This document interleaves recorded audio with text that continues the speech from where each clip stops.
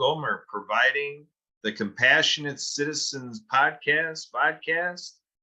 Emily is taking over the show and plans to have Jennifer A. Whitaker from Jaws Coffee Chat series joining in for Compassionate Citizens. Stay tuned. The show is starting right now. Okay, well, Jen isn't on here yet, and I'm not sure when she's coming on.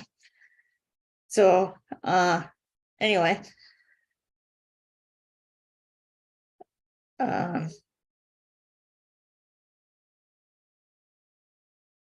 So welcome everybody to the Compassionate Citizens podcast, where we are talking all about compassion. This show was inspired by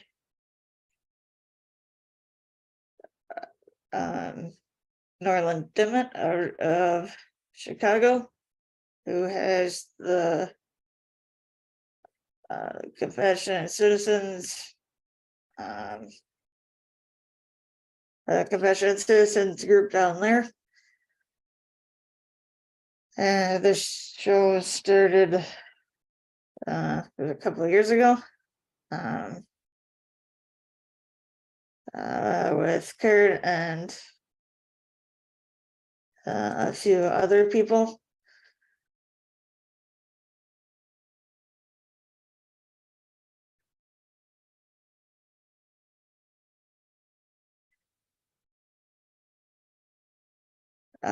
So this oh, hi Jen. Jen's here.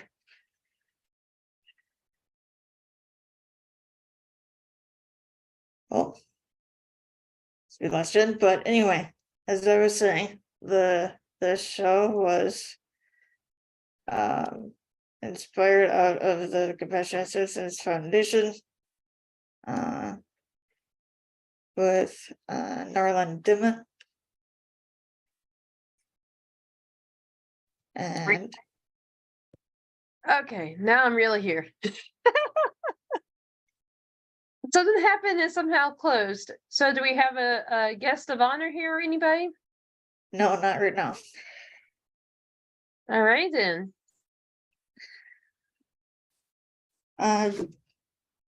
So I was just sort of introducing the show, saying that this was inspired through Norland Dimmitt out of Chicago with the Compassionate Citizens Foundation.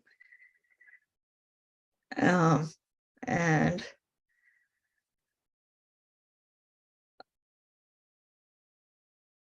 so I guess so you're done, Mike, to sort of introduce yourself a little bit.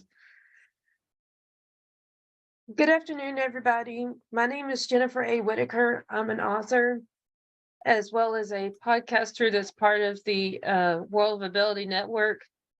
My podcast is called Jaws Coffee Chat. That's JAWS Coffee Chat.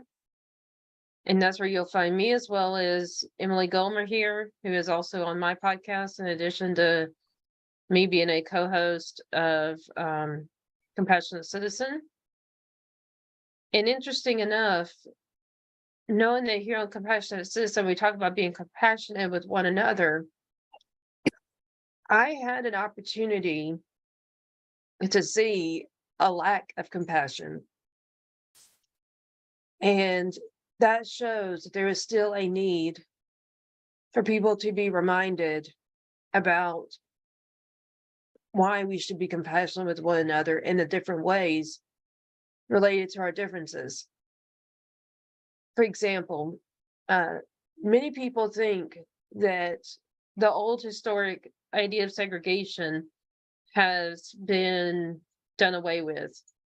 Well, interesting enough, I was talking to somebody this morning that it has a different skin color than myself, and she was saying how when she was in a community, she lives near two small towns. It's really like in the middle of nowhere. And when she went near one of those small towns, she said it's all white people, and how they give her looks and judge her and tell her she's not welcomed. But if she goes to the other small town that's the opposite direction from where she lives, it's people the same color as her that welcome her.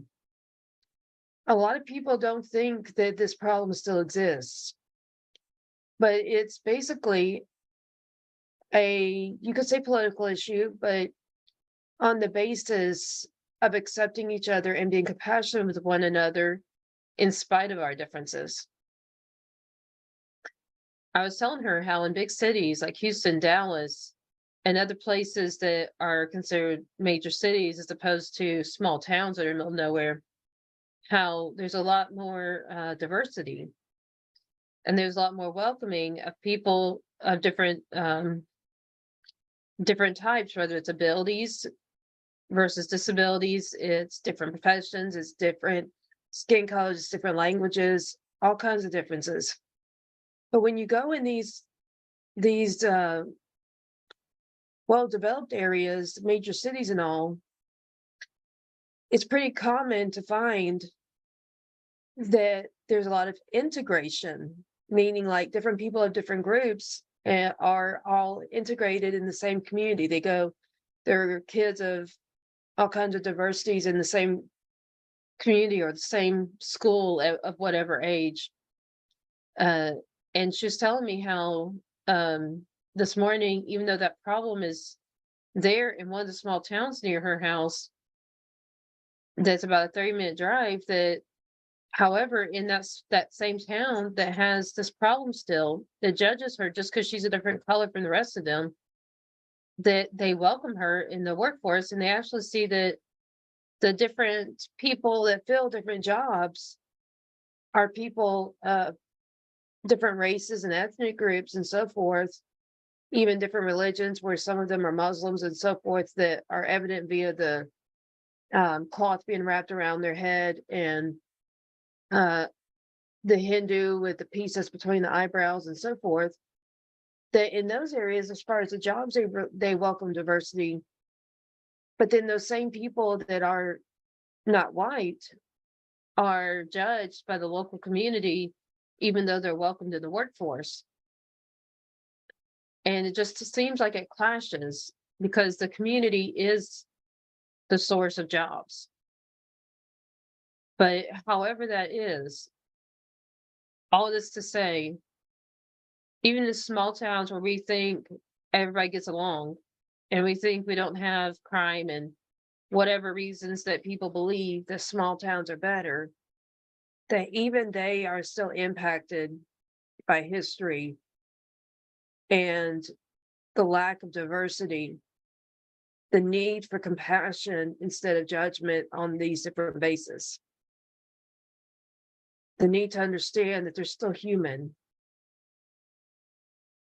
Whatever is their difference with you or the rest, there's still a person that still has feelings, that still can be someone to be your friend, your colleague, your client, a professional you work with, someone else in your church, or however else you interact with the community. While their difference isn't really a bad thing. Nobody picks what color they want to be born as. So look at their true color. That's metaphorically speaking, that's their character, their behavior, their heart. And don't look at the things that we can't control, because none of us decide to be what we are. Like in my case with having Asperger's and PTSD, I didn't choose to have that. So should I be judged because I have it to say I didn't get a job or a client in the workforce because I have those? Absolutely not. That's what the Disability Act is about, the accommodation for people with differences. And that's why there's even modern day where some companies, and this is kind of like the trend of the business world, some companies are starting to have like a yoga room or meditation room for people that don't believe in any higher being, and then prayer rooms for those who do believe in some kind of higher being, and having some kind of set frequency of breaks, like a 15-minute slot every so many hours of their workday to be able to go and do either meditation or prayer. And that's not to say that those that have some kind of religious belief in a higher being cannot meditate, but that these are different ways to bring the welcoming of even different religions to be a part of the workforce without the need that someone even has, as we could say, a religion, because some people who don't believe in a higher being would say that they have no religion, or they, quote, don't choose to have religion, or however else. That's, then again, you don't have to be in that group to go to the meditation room, but the workforce is doing these different things in offices and other business buildings where people go to do their job to give recognition of diversity, acceptance, while bringing people together for the purpose of whatever relates to the business and each person's role, whether it's IT, it's app development, it's web design, it's marketing, accounting, anything, whatever's your role that has to do with your part in the company and the type of job you do, is still that we're welcoming diversity, and the world is shifting that way. But a lot of people don't realize how the shift, yeah, it's in the right direction, but it's a lot slower rate than we ever anticipated. Go back to the Martin Luther King days. We wouldn't imagine today to still be talking about this. And that's not just focusing on certain groups, but the whole idea of diversity that is, even 50 years later, give or take, is still a problem that we thought we resolved years ago. And it's all to say that these are various needs for compassion.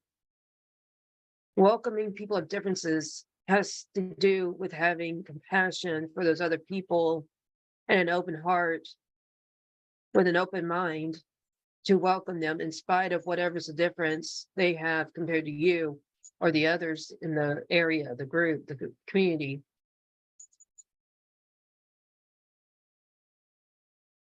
Do you have anything to add, Emily? I think compassion is very important to have with everybody and everything.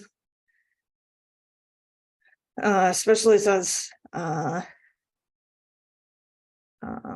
never really know where or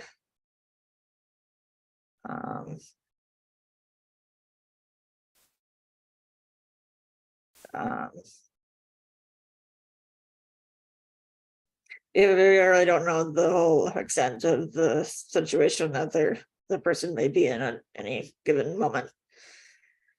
And so, yeah, it's important to have compassion.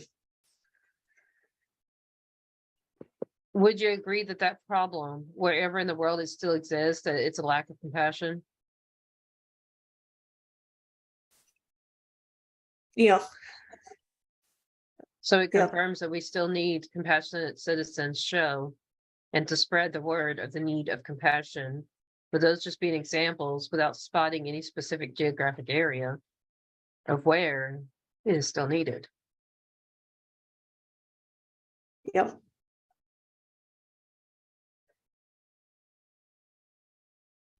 Interesting enough, when she was telling me about it, I was talking to her about other places I've been when I was growing up that I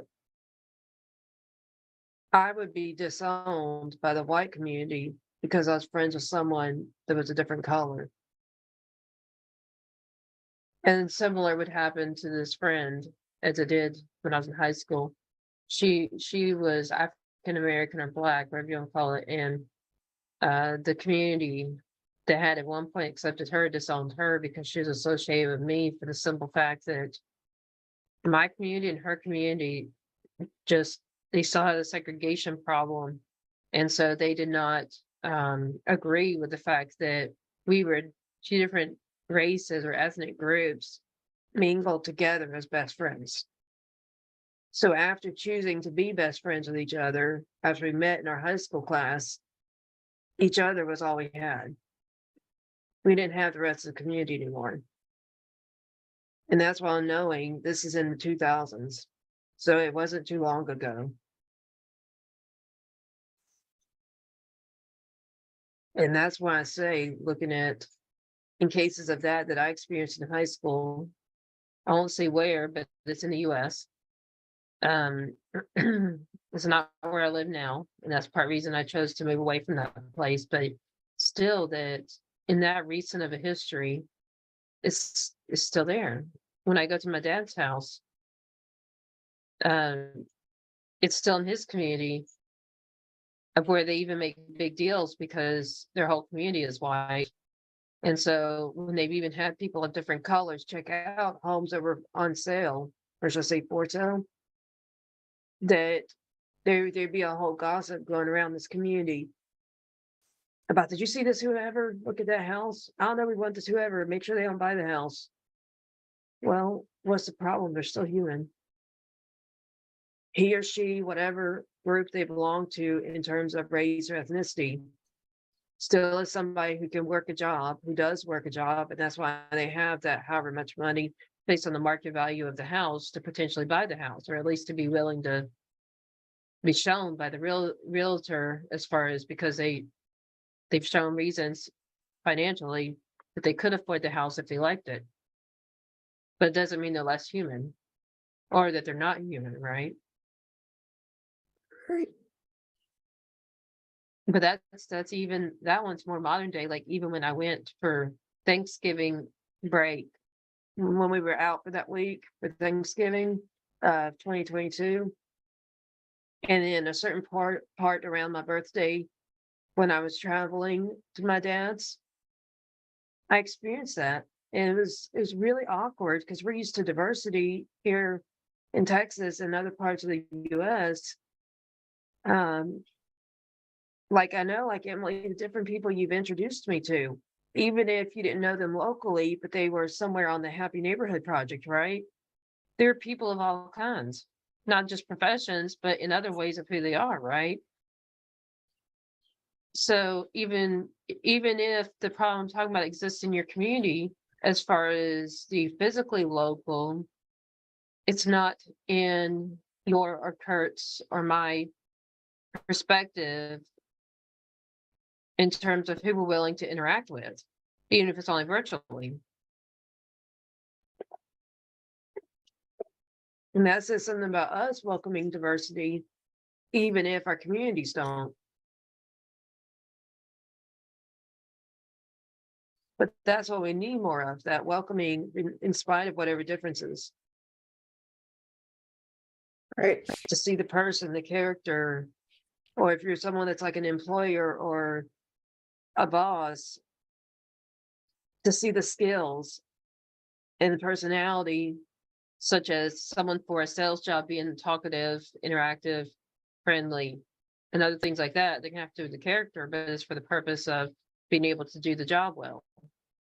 Or something related to maybe the more clientele end, to be someone that you like in spite of whatever you may want to label them, that they have the equipment or they have the assets of other kinds, the financial ability in something related to the business they own, that can produce or do whatever that's based on whatever kind of contract two businesses want to have together.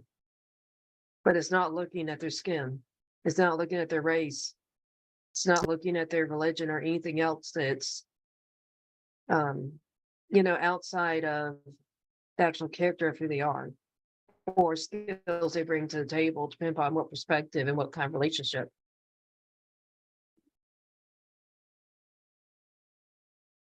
Right.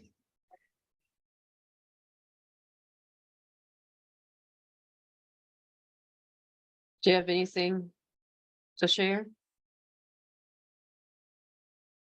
Uh,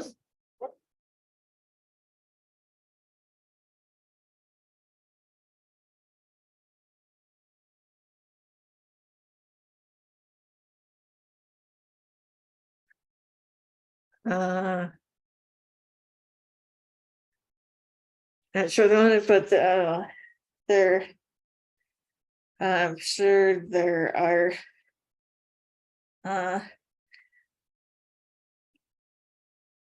Always going to be. Opportunities. That come up to. Practice compassion, whether it's like with compassion with somebody else or. Even self-compassion. And. It's just for not to take a thing like that lightly. I like how you mentioned self-compassion. Because what I found with this person is that they're struggling with self-compassion as a reaction to the lack of community compassion. How many of us, even if it's then going back to the whole world of ability, right? We're all people with special abilities, as y'all say. So we have whatever struggles that, say, my Asperger's makes me more artistic, which is why I do better in, or at least well, in writing. That's an art, even though my education is in a more black and white picture.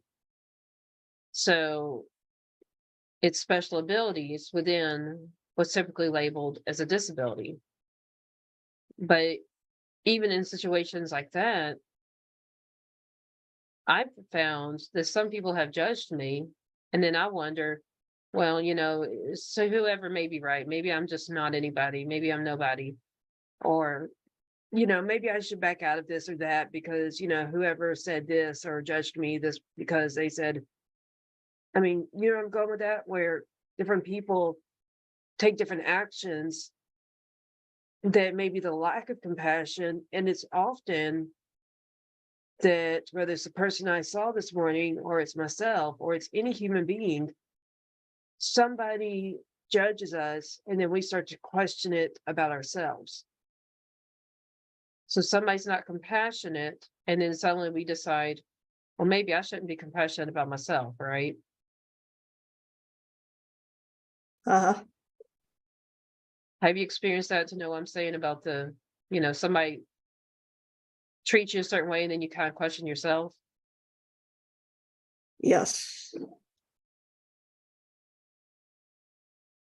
So that probably would be good to say if we've both seen ourselves struggle with that because of what happened on the outside, being some other human or something, right? Or even an animal like a dog attacking you, right?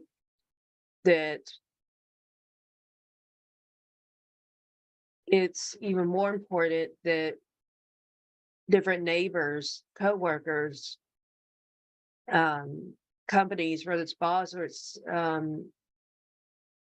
subordinate, customers, whatever, but the people of our society are compassionate with others because of what we just talked about. That's where those others impact how we are in ourselves. But often we go through things like therapy to try to cure ourselves of our own difficulties, say, to learn to be more compassionate about ourselves and to care more about ourselves. And I can personally say, in spite of all that I have achieved in my career, I still kind of question myself to be worth anything. And I kind of wonder how many people go through that, where all these people know our names, they know this or that about what we do. Like, say, they know the books I've written, okay, or whatever, right? But we personally tend to hold on to that latch of, well, whoever said or did whatever, there was a lack of compassion. So I'm still this many years or months stuck with this certain question of, am I worthy? Which is, and again, like a struggle with self-compassion that tends to stick around, even when that whoever outsider, that was a different person, is gone and out of your life, right? Because you're in another season, or you've moved places, or you're in a different company. When you say that it's harder to deal with the personal side, like the self-compassion, especially after those different difficulties. Uh, probably. Um. Have you seen that uh, it's harder to get yourself past it when whoever influences you and you didn't have this own personal struggle of self-compassion, that it takes longer to, like, let's say, forgive yourself than to let the other person get out of your life in some way or another based on how you knew them or interacted? Yeah, I think everybody at some point in their lives, kind of doubts their doubts what they're doing, or has doubts about a lot of things. Which are in other ways different struggles that could be induced and maybe originating some point, even a parent that didn't congratulate you for graduating high school, but just suddenly went in straight to you need to go to college and you're like, what about now? What about what I've already achieved? That was, even if it's as a child and it was a parent, there's some kind of outsider influenced us. That's why we tend to, at least in different chapters in life, if not our entire life, question our worthiness, which is the lack of compassion for ourselves because of whatever difference or experience. Like the idea of a parent not recognizing the child's accomplishments, right? Uh-huh. So if we look at something like that, it's a lot bigger problem, because how many people end up, especially now compared to our generation, in divorced homes? They only have one parent, and the parent that's not there, they kind of wonder sometimes, do I mean anything to this other parent that's been out of my life for so long? Or maybe they're barely there because they live at a distance and the only once in a blue moon call them. So they're there, but not there at the same time, right? Yeah. And we've been on like different shows with Kurt, talks about this divorcing and other splitting of families becoming more and more common and a higher frequency.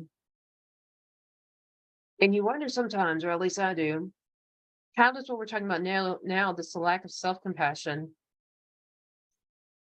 even if it is as a result of somebody on the outside, how frequently do you think that links in to other things that you and Kurt talk about, like veterans and suicide rates, right? They go through the whatever, whether it's actually a war or something related to their service. And then there's their experience when they come back home in the civil world, as opposed to the actual like battlefields.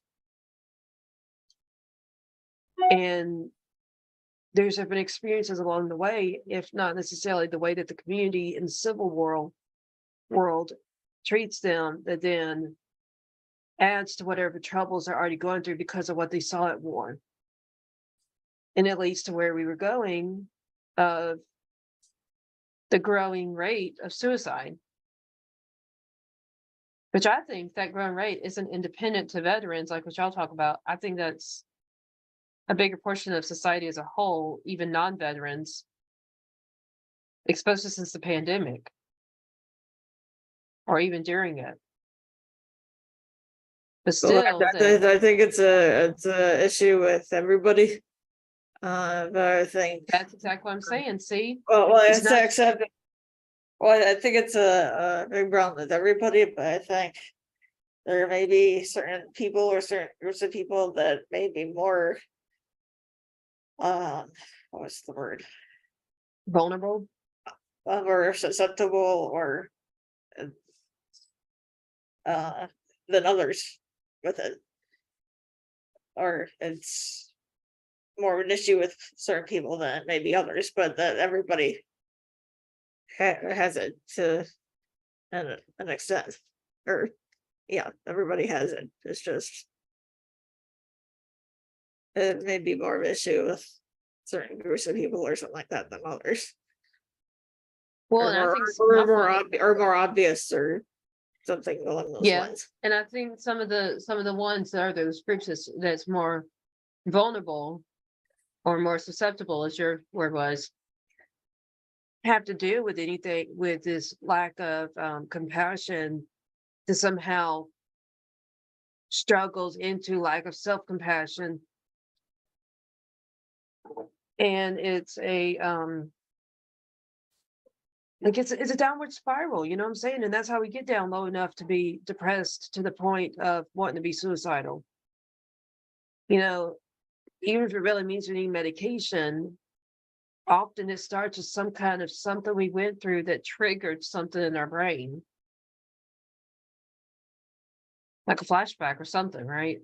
So, Uh-huh. depending upon what we go through in life, but still that it's our experience and the different people around us that leads to what happens inside of us.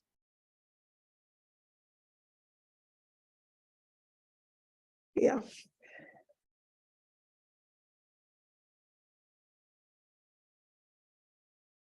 And that's why I'd like to get through to our listeners today, because a lot of people get very involved with different stuff that's the pre and post pandemic things and changes.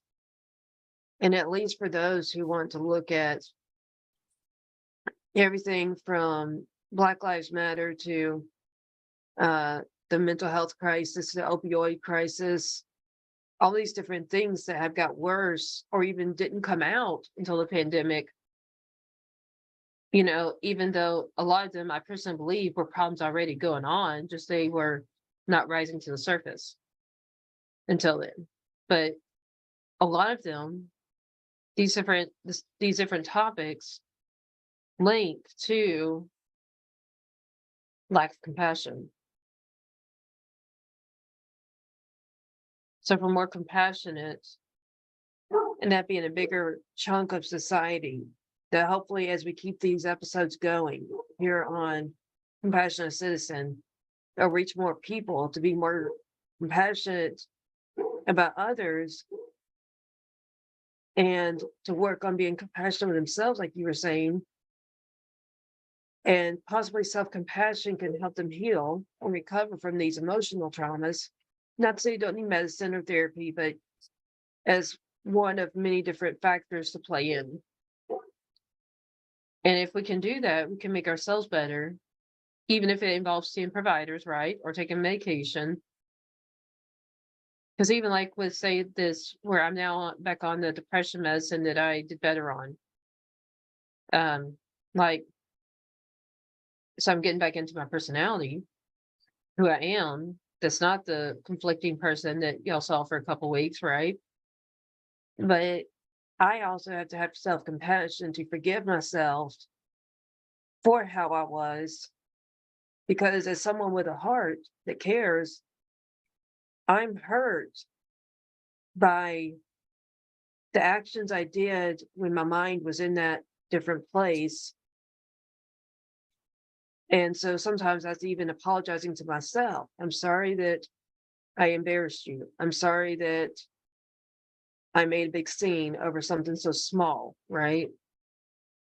I'm sorry of whatever. But that goes to self-compassion after I kind of fix the problem. Because the problem could be resolved, but that doesn't mean there's not another problem like the lack of forgiveness of ourselves, right? Right.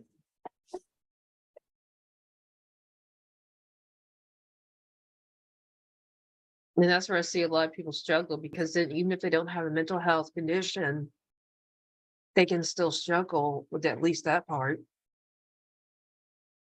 They may not be the type to fall for suicide or to have to struggle with it or depression or whatever. But then again, we can even just be people by different personalities that are just hard on ourselves. And then again, they may not align in these different groups that are more vulnerable, but doesn't mean they aren't vulnerable. Right.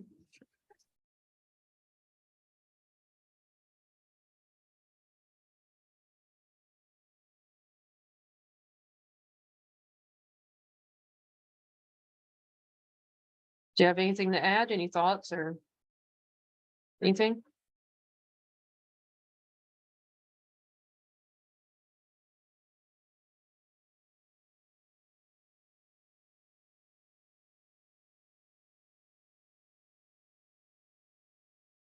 this is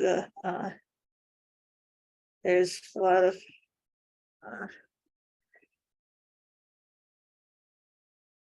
of things that are part of this whole topic.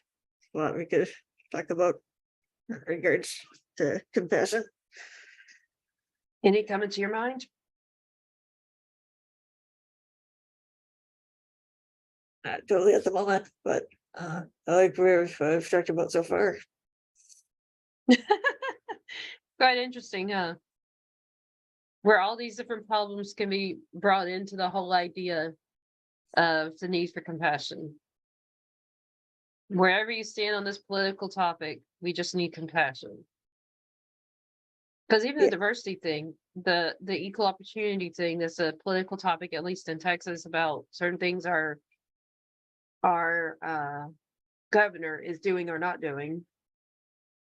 Okay, or there could be other states with similar, or even things at national level. All these different things have to do with different divisions versus compassion and welcoming differences. And when we welcome differences, we can come to some kind of agreement much easier of whatever had a split at some point. Right.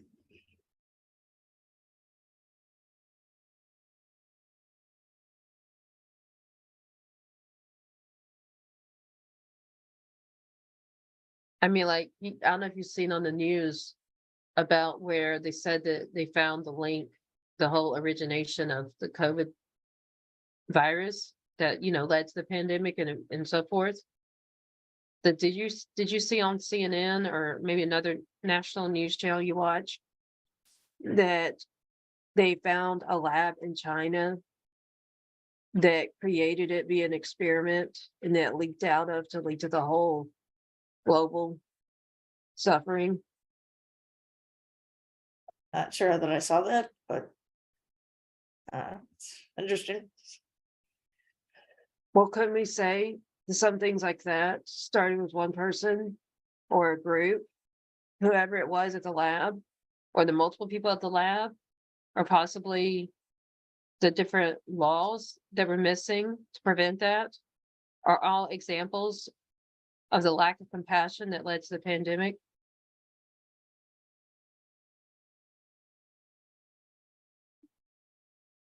Because why would somebody cause such a thing? Whoever, one or more people in that lab, why would they cause such a thing if there's compassion? At least in that one or many people involved, right? All right. So it started wherever this place is. Even if they do further investigation to find it's a different place, but still that something that dramatic, that big as a pandemic was started somehow linking back to the lack of compassion. They're compassionate and they knew there was something about that virus. And maybe even the question of why it was even created. Because it was done in an experiment of some kind. It's kind of like the whole why would you even create a virus versus create a medication or create a treatment? I mean, it's kind of interesting right there. Yeah. Like, so somewhere along the line, it was a lack of compassion, regardless of where they stand on the political divide, what to do about what's our new reality, that even something like that's that big and affected that many, who knows how many millions of lives. Because in the US alone, in the couple years, it was the actual pandemic that we're supposedly out of by this year. And that over in the US alone, over 1 million lives were lost. So that's how many millions when you go globally that linked to that one person or group's whole idea of creating a virus. So that one group or person or people or organization didn't have compassion, and so many of us were impacted by it. Different ways, different people, but it's that powerful. The compassion or lack of can be that mighty. Because then again, there could be different people that we like, even if you and I disagree on who's the political people we admire. They had some kind of good and bad impact. But the good comes out of compassion. Often with politics, we say the bad is because we're on some different side of the divide. Or we're somebody they call independent that's in the middle, and we say we like this party for this and that one for that, but we don't like either because whatever's the bad, what we think is bad, but isn't evil. So it's not always the lack of compassion, but it's still something we disagree with. So someone could be compassionate, and then we still see that this whoever that did all these great things, well, I didn't like him or her for this reason. Well, at least they're compassionate and tried, right? Right. But they could be just as effective as whoever that caused the pandemic, even though we don't necessarily see them as the absolute great, versus how a lot of people with the COVID thing could say that was absolutely bad. It's in the gray area a lot more of the times. Right.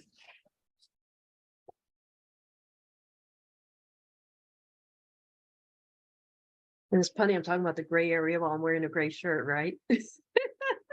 And I'm wearing black, so which is a form of gray.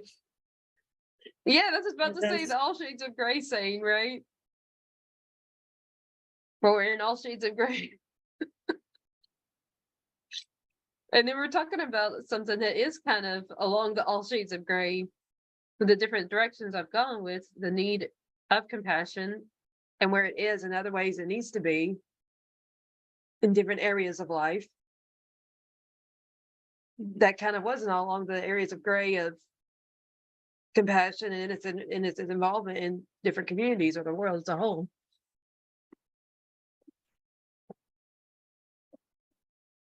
Pretty interesting. Yeah.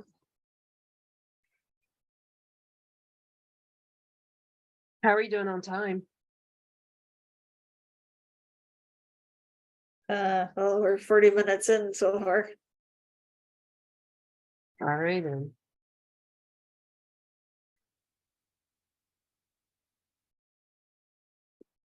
Anything you want to announce or anything we got possibly coming up? Anything that's before you get into the whole announcements, but it's just like news? Well, if we are always looking for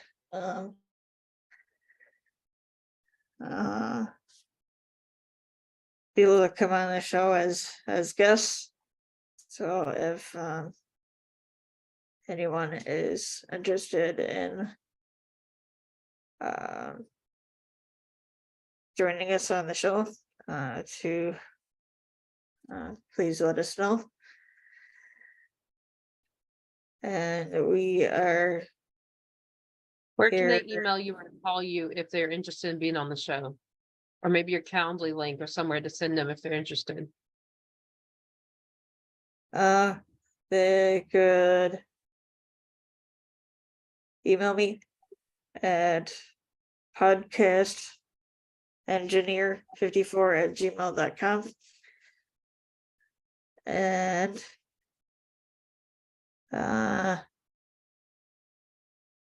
we are here every few Wednesdays at 3 p.m. Central. So I encourage everybody to either come on or tune in whenever your schedule allows. We are on LinkedIn, Facebook, YouTube, and so on. Our show is a part of the World of Ability Podcast Network. So check out those social media pages as well. And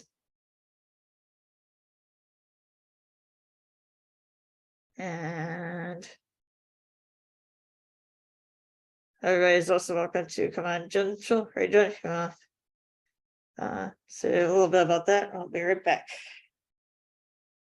So if you're interested in coming on my show, Jen, aka Jennifer A. Whitaker, you can go to calendly.com/Jaws Coffee Chat. That's CALENDLY.com/JAWS Coffee Chat. And that's how you schedule to be on one of our shows. Or you can look us up on your favorite podcast app, whether it's Google Podcasts, Apple Podcasts, wherever that you like to listen to podcasts, or on social media as JAWS Coffee Chat, Jaws Coffee Chat. So with most of our social medias, it's the tag name as well, at Jaws well, if I can say it, at Jaws Coffee Chat, JAWS Coffee Chat. And on that show, we have various series that range from mental health awareness, Jaws diet, which is a diet free of gluten, soy, milk, and egg, which are my 4 allergens. As well as we have Jaws Christ Talk, where you'll see our host, John Tarr. And you also see John Tarr on what's called Jaws Christ Talk Special, that's once a month. You also see myself, Jennifer A. Whitaker, on Amy Varley Live, which is where I interview an author that's also a public speaker who presents multiple times a week in front of groups of anywhere from the hundreds to the thousands of people at a time in large group audience public speaking events. And we also have the Jaws Follow Your Dreams, where Sandy Bowler, who's a photographer as well as an entertainer, gives you a little snapshot of his entertainment through comedy and jokes and other senses of lighthearted entertainment. He plays his music sometimes. He's often joking with me and we're pulling each other's legs. But we have all varieties of different shows. We're always coming up with new ones. But that's just a little idea for now of what you can find at Jaws Coffee Chat, JAWS Coffee Chat. Going back to elementary, I can't even spell Jaws. Did you catch that, Emily? Here's another face going red now. Yeah, I'm gonna do spelling JWF. I know.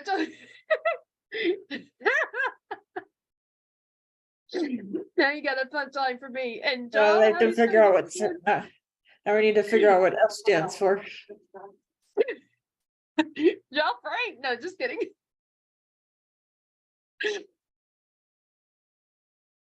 Hey, Jaw Frankly, you know.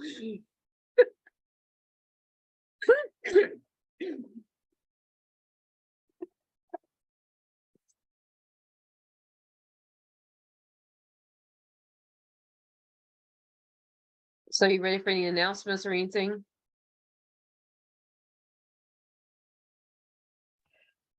Do you have any announcements? I just want to let everybody know, for those that are female Christians, we have AspireWomenForExcellence.com. That is a women's entrepreneur group for networking, as well as a Bible study group for women, as well as has other events like goal setting events that we do, quarterly goals, monthly goals, so forth, where we get together in collaboration to encourage one another to set goals and basically later follow up and check in with each other of what we did achieve that were our personal goals, work goals, spiritual goals, all kinds of other areas of life goals, and what we set forth and what we actually achieved. And based on what we did not achieve, what do we plan to put in the next period of times goals? But it's a collaboration. And we have other events happening as well with Aspire Women for Excellence. Personally, I know Lady Kendra, who is the owner and minister / teacher, Bible teacher and leader. But that's ASPIRE Women for like FOR excellence.com. If you'd like to get to know more about me, Jennifer A. Whitaker, you can go to Books and More by Jennifer A. Whitaker. That's Books, AND More by Jennifer A. WHITAKER.com. Back to you, Emily.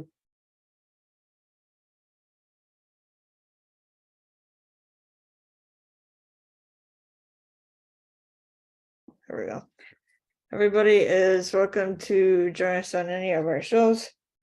Not just this one or ones Jen was just talking about. We have several other shows as well. We'd like to Where can they go to find all your shows if they're interested in finding these others?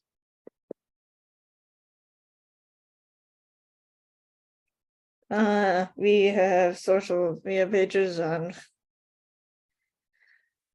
all of them, like LinkedIn and Facebook pages. But also would like to give special thanks to Marcus Hart of Transforming Media, Jay Strine of the Disability Channel, Zach Clayton of the PAC Channel, and Lawrence Wingate of Wingate Studios for the last to have this show on their platforms.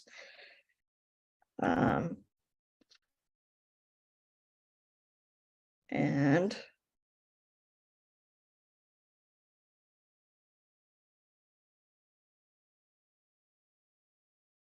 if anyone is interested, we have another show coming up in August, so if anybody is interested in coming out to connect with me, it's called Ability MKE Now. And anything else? Last things done. Otherwise, on behalf of myself,